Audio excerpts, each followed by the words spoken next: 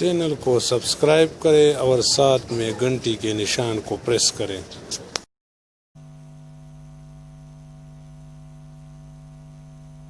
بہت سے شکوک و شبہات ختم ہو جاتے ہیں، تو یہ آپ ایک نیشنل سروس کر رہے ہیں، لیکن جو لوگ اس طرح کے شکوک و شبہات پھیلاتے ہیں جناب چیئرمین صاحب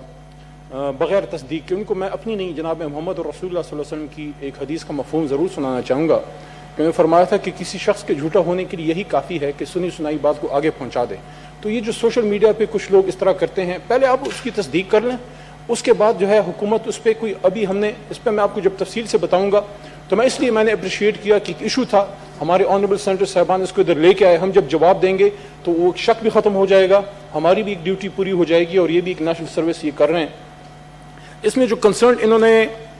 پہلے میں کیٹیگوریکلی کہہ دوں کہ ایسا کچھ نہیں ہے، تو ایز آف ناؤ جو اب میں گفتگو کر رہا ہوں، ابھی تک کل کا تو کسی کو نہیں پتا نا، ابھی تک نہیں کوئی فیصلہ نہیں ہوا، کچھ نہیں ہوا، کچھ بھی نہیں ہے۔ میں یہ عرض کرنا چاہتا ہوں کہ جو کالنگ اٹینشن تھا وہ تھا فائنانس ڈویژن سے، فائنانس اور کیبنٹ دونوں سے ہم نے رسپانس لیا ہے، اور دونوں ہی کیبنٹ نے ڈیسیجن کرنی ہے اور فائنانس نے ان کو جو ہے فائنانسز ریلیز کرنے ہیں۔ تو اس کے حوالے سے میں آپ کو یہ کہنا چاہوں گا کہ finance division is very categorical on this. Today 17 جولائی پہ ان کا جو مجھے رسپانس آیا ہے وہ regarding reduction of enhancement of age has been received, nor any proposal of such nature is under consideration in the finance division. Consequently, no question of reduction in pension annual increments arises. اس وقت محترم روزہ ربانی صاحب تشریف فرما ہیں اور ہم سب میں سے شاید سب سے زیادہ لا نوئنگ یہی ہیں اس وقت ہال میں، اور ان کو اس کا پتہ ہے اور آپ کو بھی پتہ ہوگا کہ جو سیکشن 13 ہے سول سرونٹس ایکٹ 1973 وہ کیٹیگوریکل ہے اس پہ، اور کیبنٹ ڈویژن کا جو اس پہ ابھی رسپانس ہمیں ملا ہے وہ یہی ہے کہ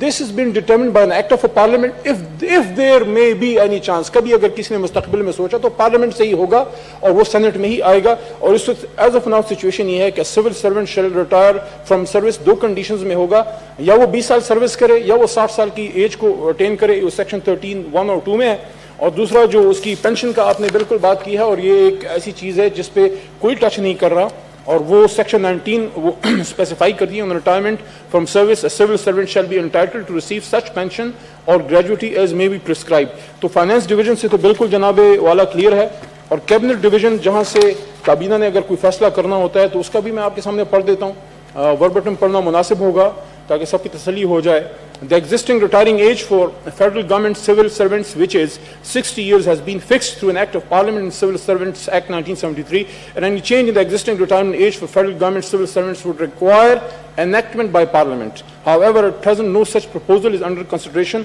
of the federal government. تو ایسی کوئی کنسیڈریشن فی الحال پروپوزل میں نہیں ہے۔ انشاءاللہ جو ہمارے سول سرونٹس ہیں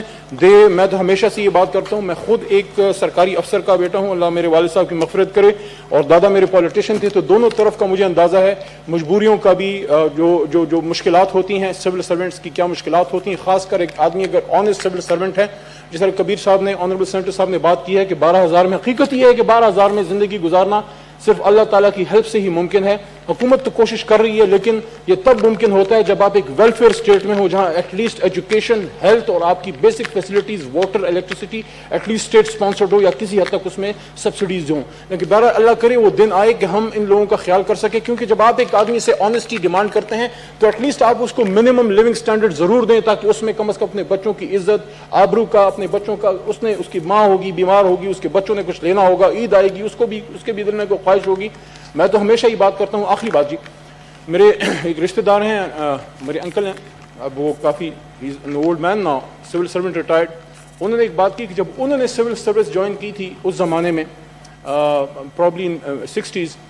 وہ کہتے تھے کہ اس زمانے میں سول سرونٹ کی تنخواہ ایسی ہوتی تھی کہ اس میں 1-2 تنخواہیں بچا کے وہ اچھی گاڑی خرید سکتا تھا۔ آج تنخواہ میں گاڑی خریدنے کا کوئی سوچ نہیں سکتا، اور یہ صرف ہماری حکومت یا پچھلی کا نہیں، ایک